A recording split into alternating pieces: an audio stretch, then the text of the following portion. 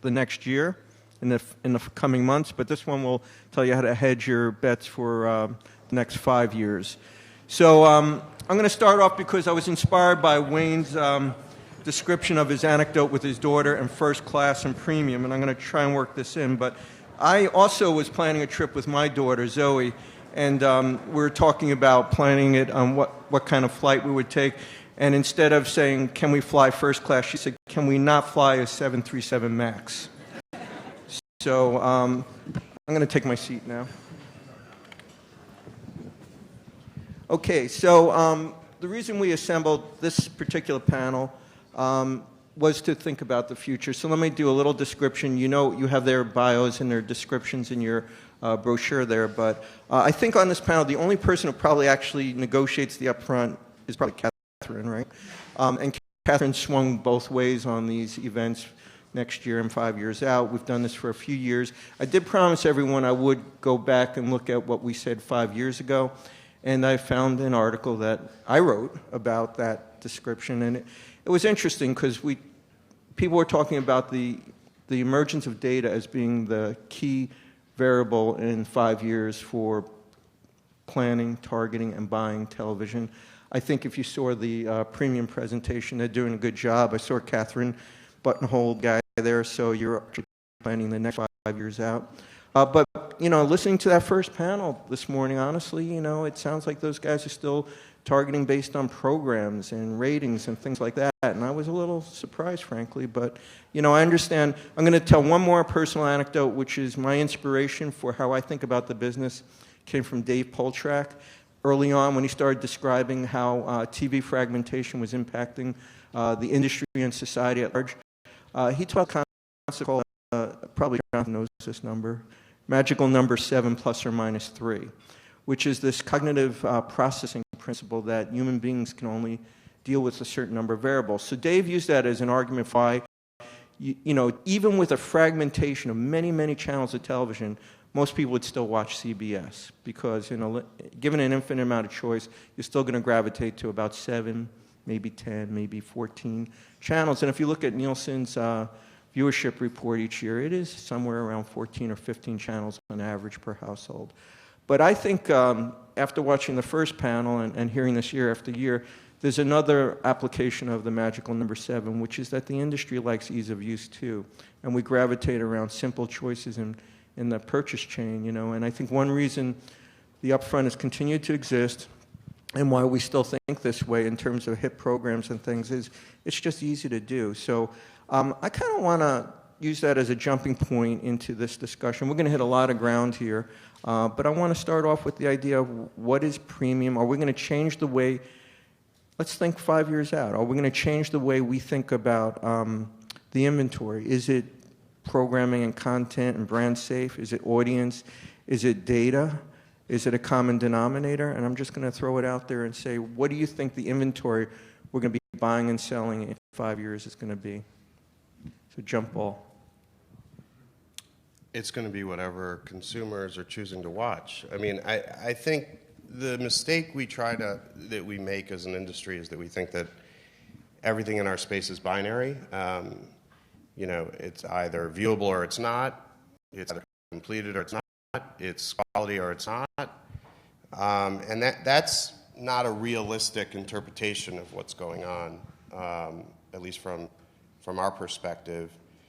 There's a spectrum of value. There's a spectrum of how things should be counted. There's a spectrum of kind of what types of content are going to exist and what people are going to watch. And I just think that we need to think a little bit more creatively about how we define things in this industry and stop being either or and binary.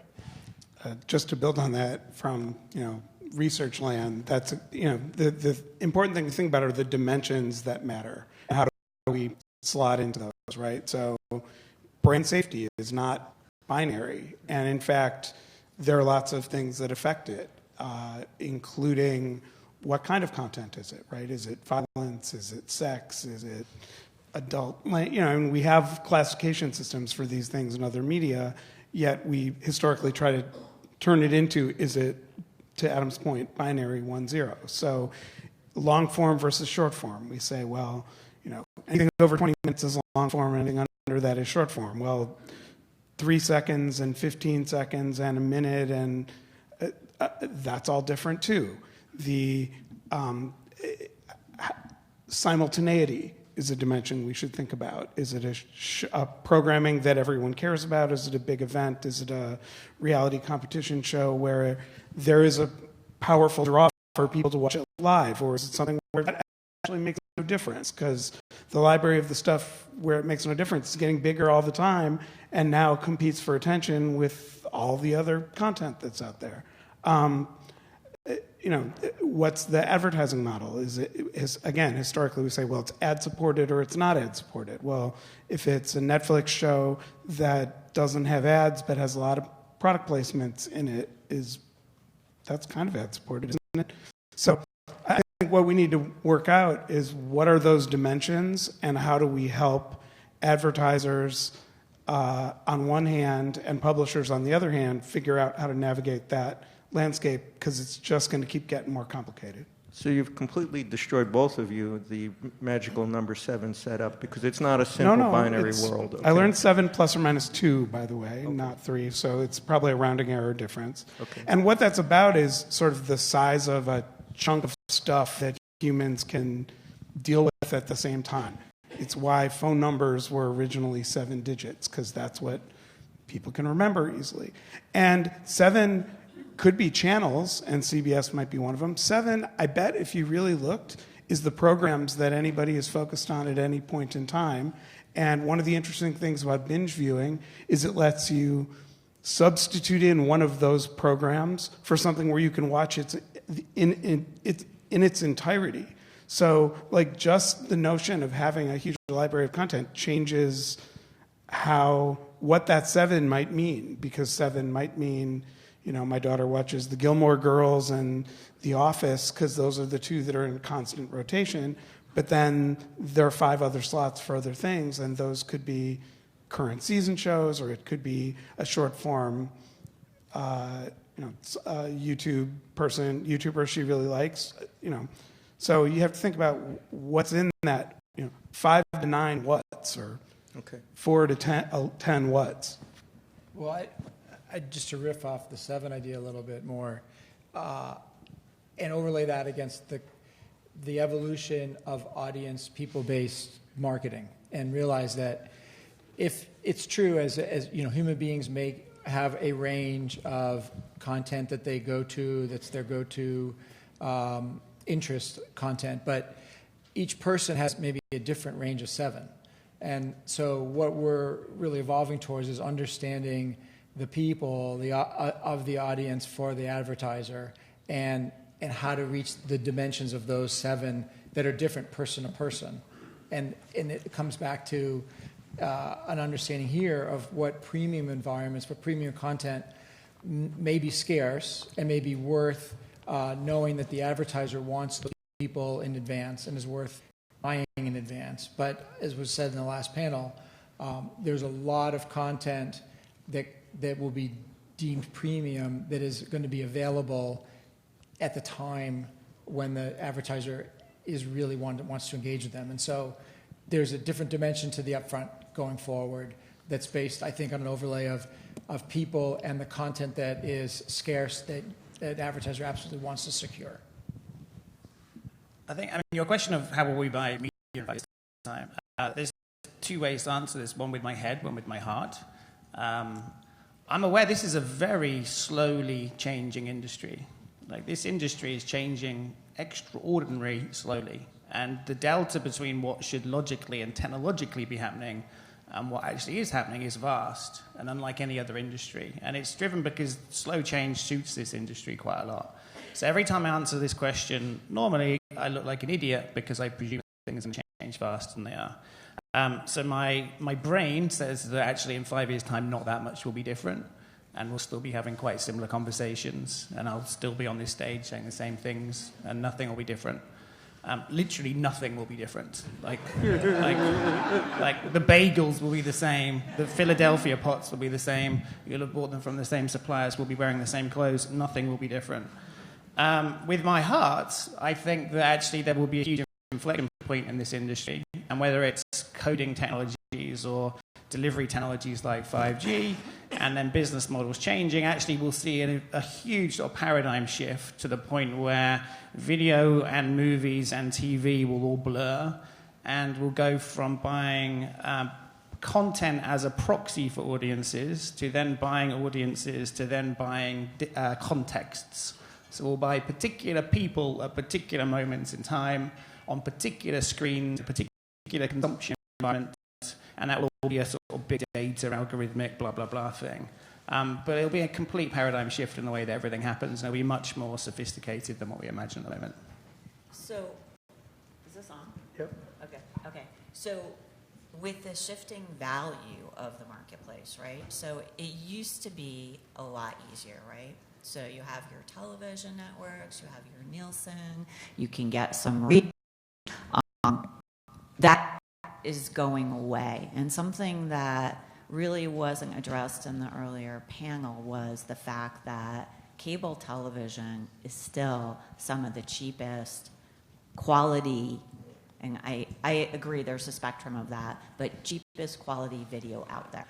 When we trade out cable for OTT, for CTV, for full episode players, whether we're going after content or audience, I think we're always now going after the audience because the audience is the trigger for the business outcome, whether it's with a particular partner or overall.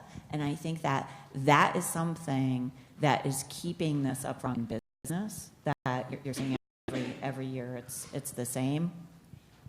And I don't see those advertisers that have these low bases, they're going to try not to give them up. Why would they? So that is what perpetuates this marketplace in terms of TV, but it has already changed, and I think it will continue to change. And the change I've seen accelerate, and I think it will continue to accelerate.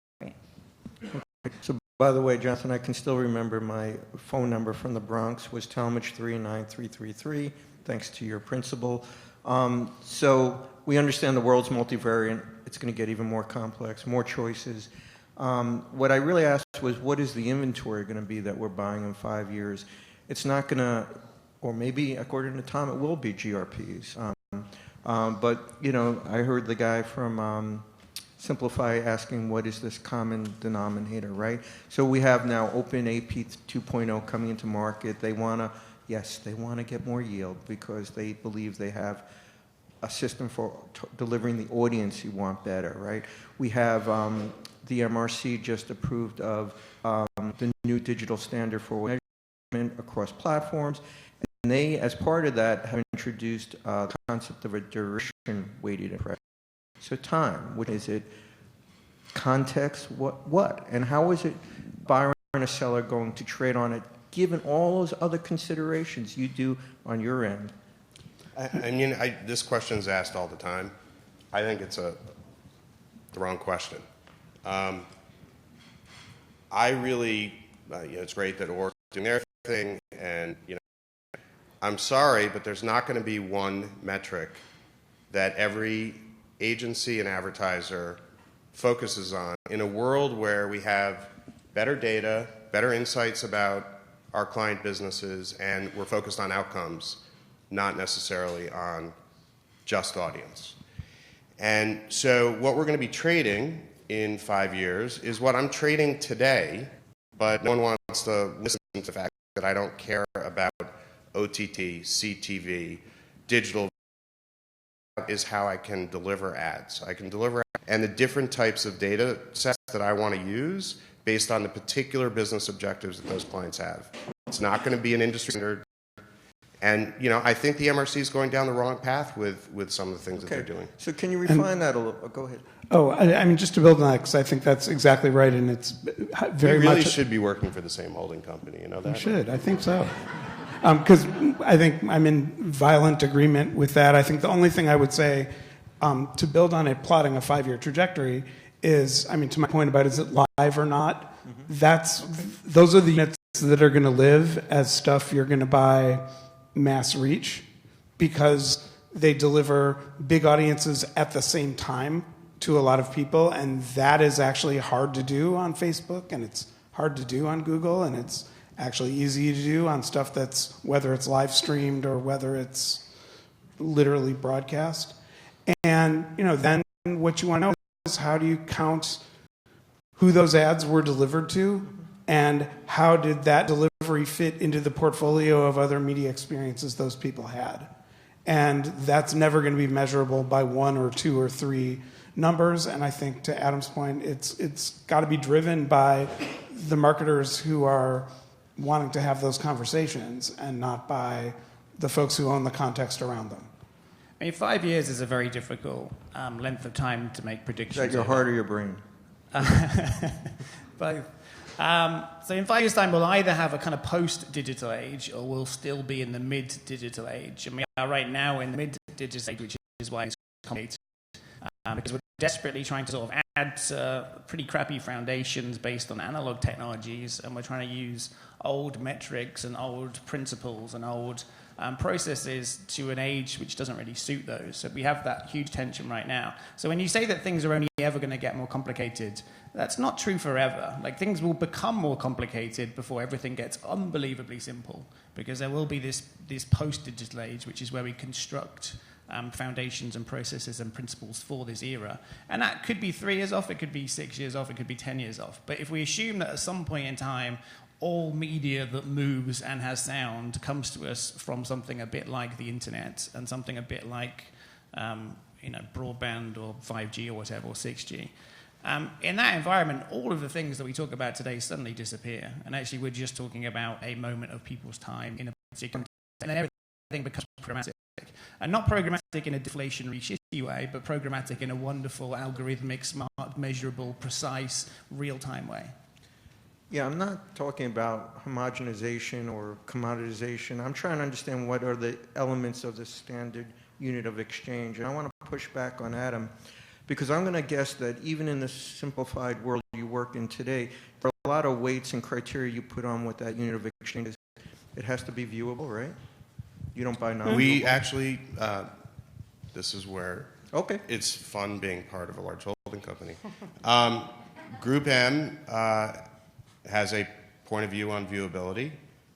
We happen to have a slightly different point of view as Essence on viewability. Again, it gets back to the notion of things are not binary. All right. I can find value in an impression that might not qualify as viewable by the MRC standard or by the definition that someone wants to make.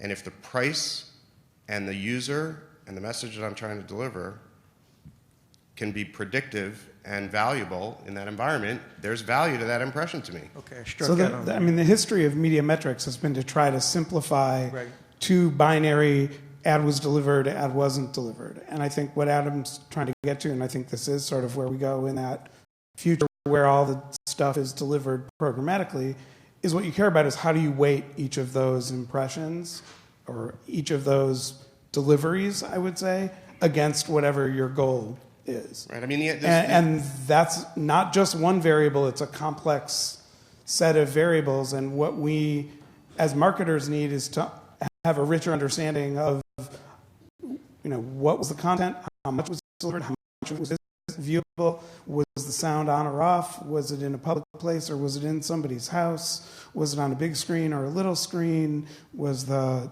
smell-o-vision module active or not active, because I'm a perfume manufacturer and I want to know all those things. I don't just want to know was it an impression or not. Yeah, I didn't want to get into a debate of what constitutes a viewable impression, but whatever Group M agencies use to define that, you're not buying impressions that are not viewed. You're not buying invalid traffic. You're not buying any of those elements that go. You might disagree. I'm not paying for invalid traffic to delivered as part of my campaign to the degree that I can measure it and define it. But viewability is a subjective term. I don't agree that viewability should be lumped in with fraud and invalid traffic. Those are two completely separate issues, as is brand safety. Those are subjective metrics. And so I think there are things that we should not be paying for, which is fraud.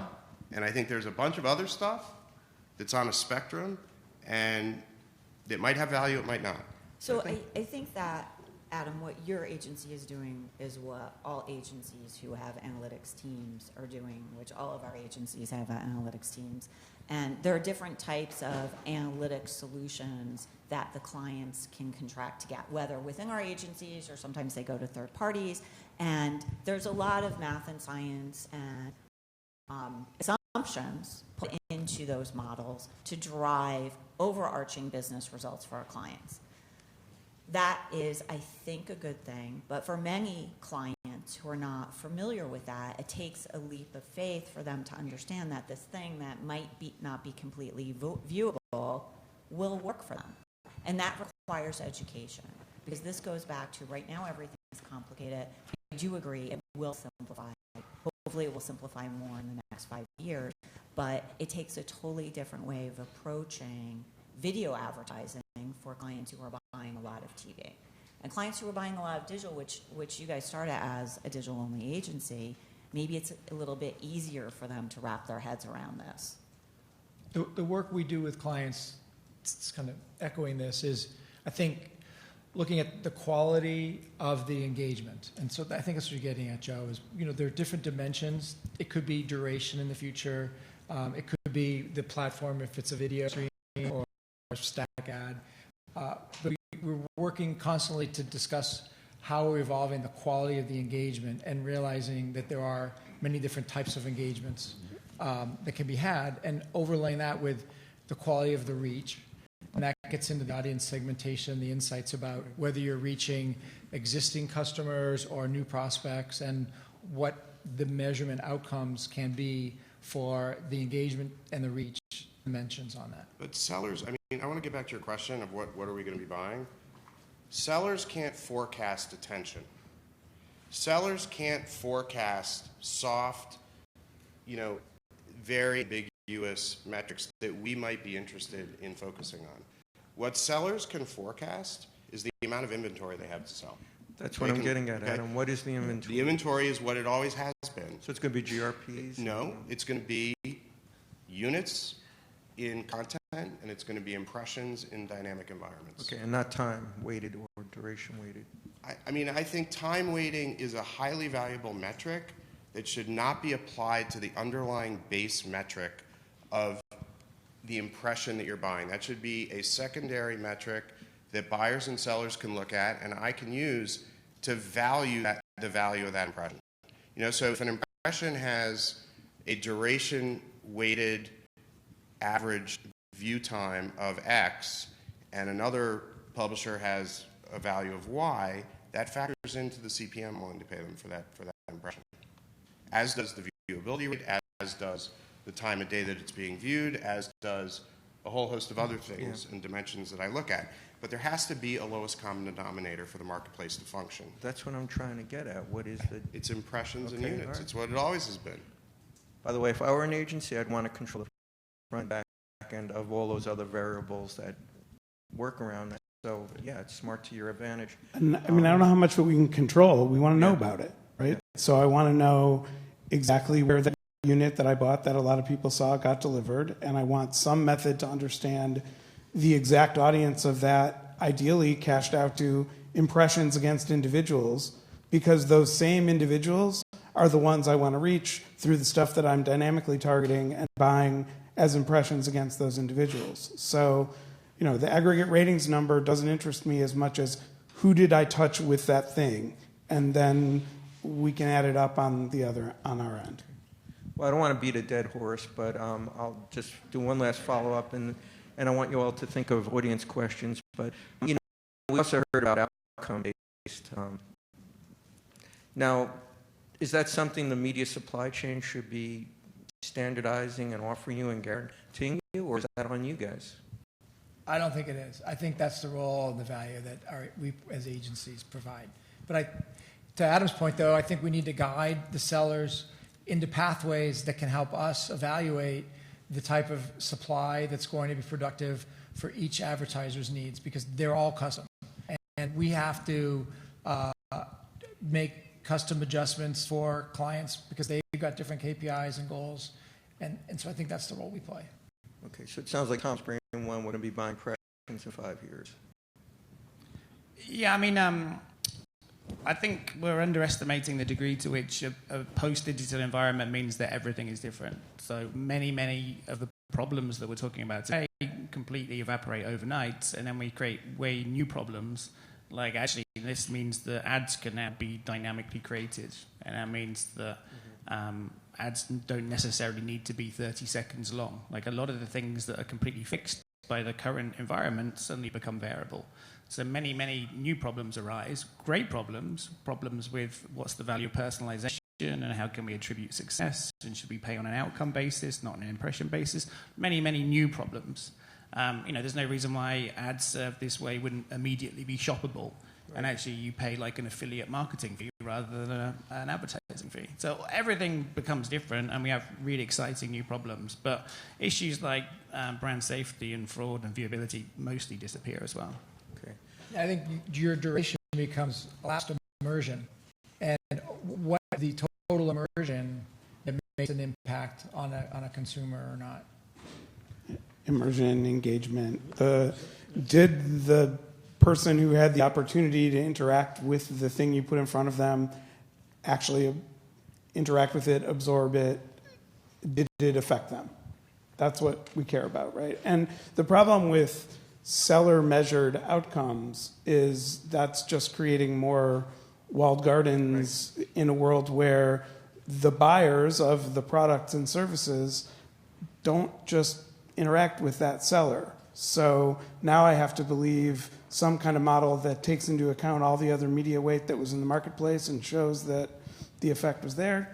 Do you really know sure, that? But you can do the same thing. You showed an example of something you're building inside Omnicom at our video summit, where you get to target it based on your own criteria.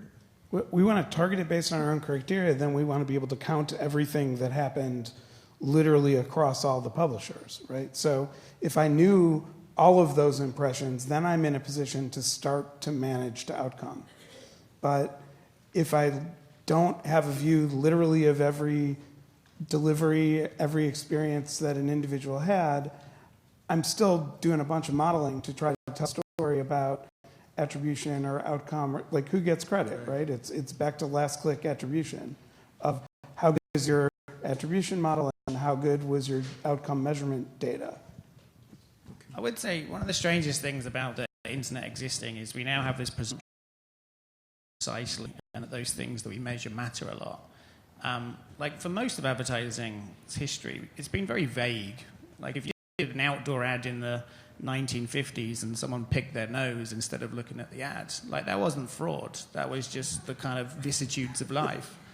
And I think somehow we now expect like everything has to have this precision, and if something can be known, it has real value.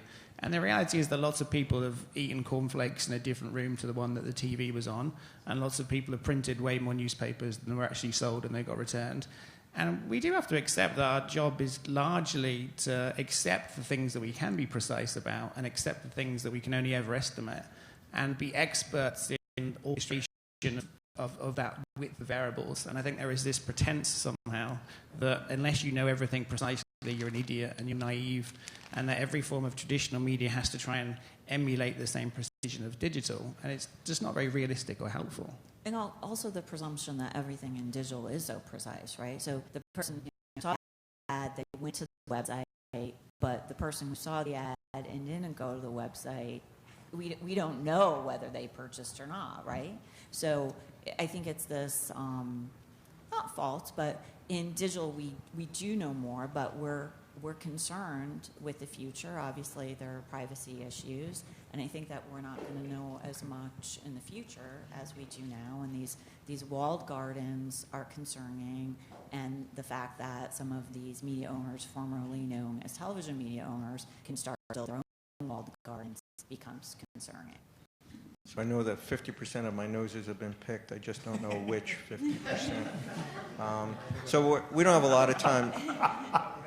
We don't have a lot of time, and we have 5 years to cover, so I'm going to jump right into a whole other thing. One of the reasons I wanted Jonathan on this panel is because he participated in a unique scenario planning exercise that Fox funded, and the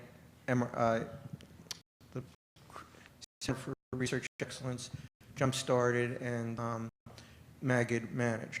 And it's not an answer sheet, but it's a process of kind of starting to understand which are the, well, I'll let you talk about it. And it mainly looked at two technologies that could have very disruptive impact on not just television, all media, but particularly TV, which are 5G and STCA. ATSC 3.0. STCA 3.0. Yeah, go ahead. For me, the most valuable thing was that it was a really awesome collection of people in a room having a conversation that we don't normally have. And this 5-year prognostication stuff, it's one thing on a panel and something else where you've got a bunch of people who are actually players in the space sitting down and just finding out what all the other people think was incredibly interesting and valuable. And I think, again, a lot of what we talked about, though it was mapped to specific technologies, came down to dimensions of things like how targeted is advertising going to be, and what's the future of broadcast distribution versus one-to-one distribution, right? Because the ATSC 3.0 versus 5G, aside from the technology, is ultimately a debate about whether there is content that gets sent to everybody at the same time, but with the difference of the ad load being dynamically inserted, because that's how ATSC 3.0 world will work. And 5G world, where literally everything is streamed on demand to whoever wants to see it whenever they want to see it. And, I think that's one that's hard to resolve, right? The answer is, well, it's probably going to be a combination of the two. There's not going to be a winner. And so the interesting conversation was, how do you live in a world where that's true? How do you live in a world where even in broadcast media, you have dynamically inserted ads? And that was, I think, that's the kind of valuable forecasting, or one kind of valuable forecasting we need to be able to do. Well, I know the rest of the panel didn't participate. We do have a story, and you can download the white paper from that today. But I want to talk more about what are the implications of having a technology that can transmit data that quickly, how that's going to impact the marketplace and consumers. What are the privacy considerations we're going to have to think about for television that we didn't have to think about before, and any other unintended consequences as this technology rolls out over the next 5 years? So, I think, first of all, just in terms of the broad sense, let's start with 5G. It's not impending in the next 12 months, and it's not going to have an impact, at least on the advertising ecosystem, in my view, probably for 3 or 4 years. It's going to take a while to scale the infrastructure. Yes, there are markets that are rolling out as we speak, but it's not going to scale in a significant way, probably till 2024 or 2025. But I think it creates a vast amount of new potential distribution outside the home that opens up, potentially more experiences for consumers to have with very high quality content that they want to watch. That creates opportunities for advertisers. I think in terms of, 3.0 standard, it's going to radically change, mainly, at least from my limited view of it, John may correct me, how we think about over-the-air homes and kind of traditional affiliate distribution. It's going to enable addressable advertising into those homes. It's going to enable data collection. And if you understand kind of where the largest growth right now of over-the-air homes are, it's amongst cord cutters and people who are dropping or shaving their traditional MVPD service.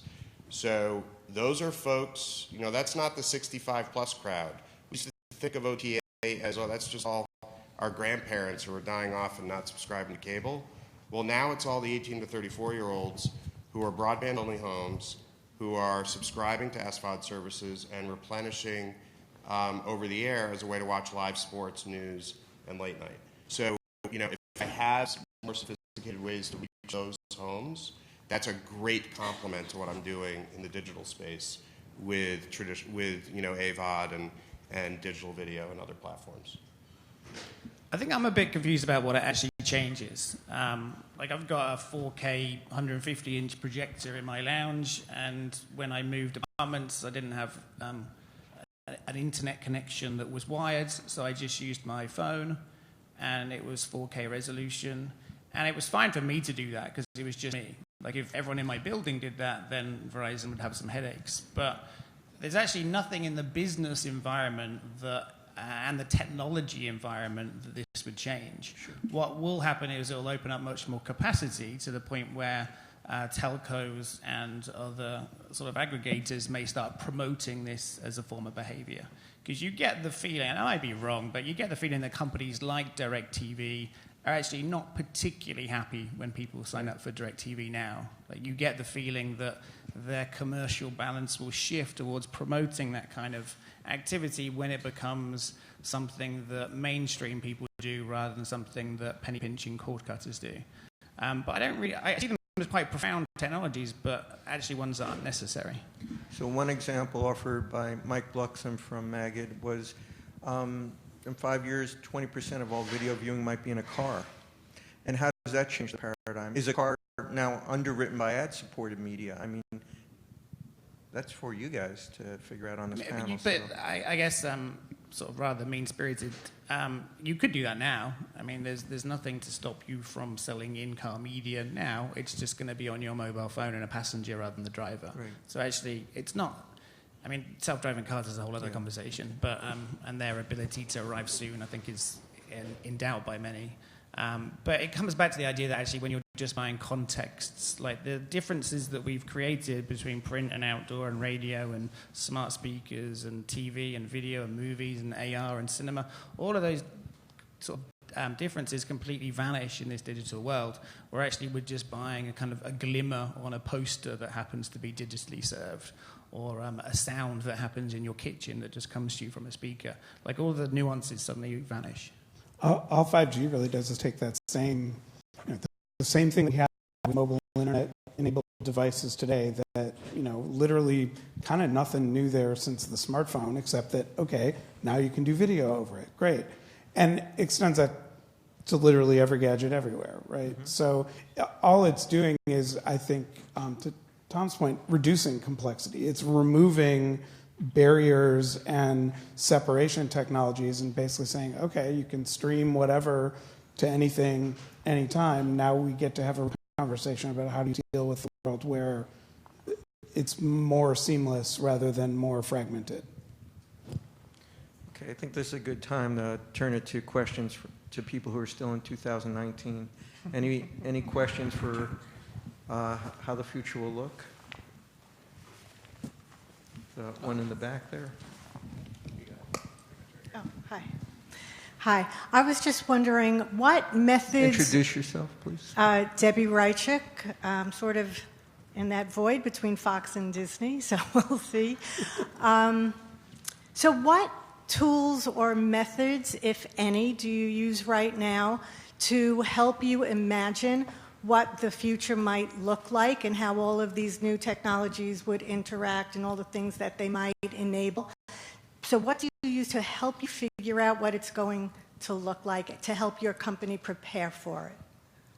I mean, it sounds like a dismissive answer, but I basically get on a plane to China and look at school children. Because that's the future. Like, all of the way that we talk about this industry, we talk about as people that live in TV land. And actually, if you go out there to the real world, all of the distinctions and the terminology that we use to them whatsoever. If you have to try and explain to an 8-year-old like what the difference between an iPad and a TV and a cinema is, they look at you like you've come from another planet. If you had to use expressions like broadcast TV, over-the-top TV, time-shifted TV, AVOD, like none of these things mean anything. Like these are people that have grown up in a world where they watch whatever they want, whenever they want it, and if an ad comes on their screen, they get a bit pissed off, press a button, and expect it to go away. We need to start orchestrating our entire industry around people that will grow up like that and be deeply confused that we're still having arguments about what the difference between, this model is or that model is. Like the reality is, like TV channels, that's a construct that we grew up with. Like we have this sort of legacy memory of shows that we watched and times of day when we'd watched them. And the concept of a TV channel is completely arbitrary to anyone below the age of about 20. It would be like saying, what music label do you listen to music from? Like, it's important to the music industry. It is not remotely important to people. So I think if you really want to understand, and it sounded quite facetious, but genuinely look at other people around the country and listen to them and observe how they behave. Look at young people. The closer that you get to like Shenzhen or the Guangzhou Valley, like the more you will understand the future. Yeah, I mean, I can't get on the plane and go to China often, but I agree with the concept of looking at the young people who we're all surrounded by. If you have kids, just look at what they're doing. I mean, that'll give you a good proxy for the kids in China. They may not have all the same access to technology and infrastructure, but on a more basic level, look at the data. I'll give you a great example, and this is going to tie into the 7 thing, and I'm going to try to pull it all together here. Thank you. For anyone who's paid attention to average channels tuned, a basic Nielsen set. Basically, there are about 180 to 190 channels offered. That's a fairly consistent number over the last decade. And up until about 2012, 2013, the average channels tuned by individual consumers was between 17 and 18. Pretty flat, no change. 2012, all of a sudden you see a precipitous decline. We're now at about 13. So why over the last 5 years has the average number of channels tuned by individuals declined by 5 after remaining constant forever? Because behavior is changing. People are using Netflix as a channel. Aggregators are now how people find content. And the question I wanted to ask about the number 7 is, in a world where the human mind doesn't actually have to make the choice, does that calculus or does that theory still hold, right? So I think about how we all used to use maps in cars, paper maps. They were incredibly, they were nice to deal with, right? You'd either have the big fold-out one or you'd have the book where you had to flip through pages. And after a while, you'd get so fed up with it because you couldn't deal with it, if you were a male, you'd just ignore everyone and drive to wherever you thought you were going. And if you were a woman, you would do the proper thing and stop at a gas station and ask for directions. But I think think about navigation and discovery in a world of AI and recommendation-based platforms like what Netflix and Hulu and what I'm sure a number of other platforms will roll out deliver for us. They deliver a way for us to go to one place, be offered things based on our preferences and our behavior that we wouldn't have expected or found, and we engage with lots of content. So does the number 7 or does the 7 choices hold up in a world where I don't actually have to think anymore? Because when I drive now, I don't think. I just put on my Waze and I listen, and it tells me what to do, and I don't have to worry about the map. That fits perfectly with the word I was going to use as the thing to look at, which is curation. And I think that's what the 7 applies to, right? As a human, I can keep a certain number of dimensions of things that I'm organizing in my brain more or less at the same time. And so curated autoplay or a TV channel both reduce the complexity there by saying I can turn the TV to this channel and watch the thing that's next, or I can watch YouTube and YouTube is going to recommend the thing that's next, or Netflix is going to do that, or whatever, or my device is going to do it for me, and they're going to, like in Apple News or the new Apple stuff, maybe you can manage it across multiple delivery services.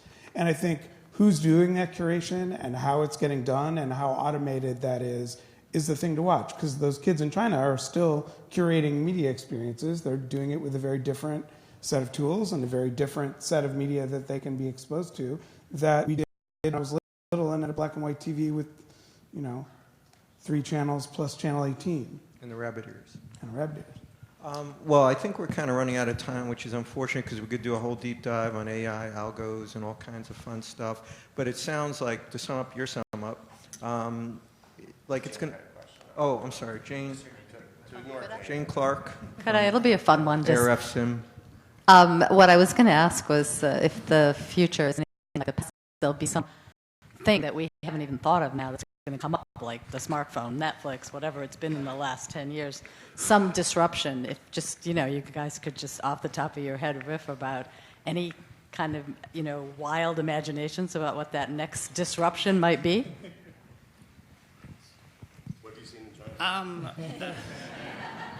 I guess there's 2 things. One is we really need to do a better job of letting go of a lot of the make. Even when we talk about the death of TV channels, we then talk about the fact that there may just be 7 of them. And like actually the whole premise of a TV channel completely disappears. And the whole premise that you pay for your shows either with a subscription or with advertising, again, there's many other ways that you could pay for it. It could be that you pay for it with the micropayments that happen in such a seamless way you don't notice. So there are lots and lots of dynamics within the entire industry which are not sort of dramatic in the technology they use, but they have huge implications on the business models that drive this industry, which then has huge implications on us in this environment. So there are lots of not technology-driven huge changes that we can't predict. Like the more obvious answer to your question is some form of AR-type experience. And the problem seems to be that people don't really want it, and the technology is pretty crappy still, and it's not actually getting better anytime fast. But we have to have our minds open to the idea that there could either be a room that you go in where projectors project things on different walls to create an immersive experience, or you put on a headset which cuts you off from the world and you get an immersive experience that way, or some form of glasses, a real and artificial world getting together. But I think those conversations are very distracting, and that probably won't ever happen. And it's much better just to focus on the realities of the simple choices that we'll have to make quite soon. Adding to that, the role of the consumer we're going to play in the future. I think we're heading more first-party, targeted, opt-in based environment, and I think that's going to be an important dimensional change to all the structures that put in place today. And understanding, marketers obviously want better targeting and they want more input from that, but consumers are going to have a greater say in what the targeting structure will be. So do you think consumers will start arbitraging themselves, become a more active participant in the marketplace? What do you think gravitate to frictionless AI? Well, the AI will happen with a consumer understanding of that, what they're opting into. I really believe that there's going to be an important input for consumers in this process. Okay. Well, again, I think we're out of time. We're going to have some time for schmoot, but I do want to end with the over and under upfront 2023-24. Will it be a buyer's or seller's market? Oh, anybody could go first. I mean, that's so hard to predict. I'm going to be hopeful and say it's a buyer's market. It better be a buyer's market. Otherwise, I don't know what our job will be. We have a whole panel of buyers up It's here. buyers. I'd say things will either be identical to today or unbelievably different. Heart or head? I'm gonna go against the grain. I want it to be a market that works for everyone. Buyer market, seller market, to me that's 90s. That's like when agencies were focused on being the biggest and the ones with the most clout. That doesn't matter anymore. And with the number of sellers that we have and the fragmentation in the marketplace, we got to work as partners, and we need the marketplace to work for everyone, buyer, seller, and advertiser. That's a kumbaya moment. On that note, my prediction is Adam's moving back to the supply side. But I don't think anyone will have me. I want to thank you all for participating in the future. Please come back next year.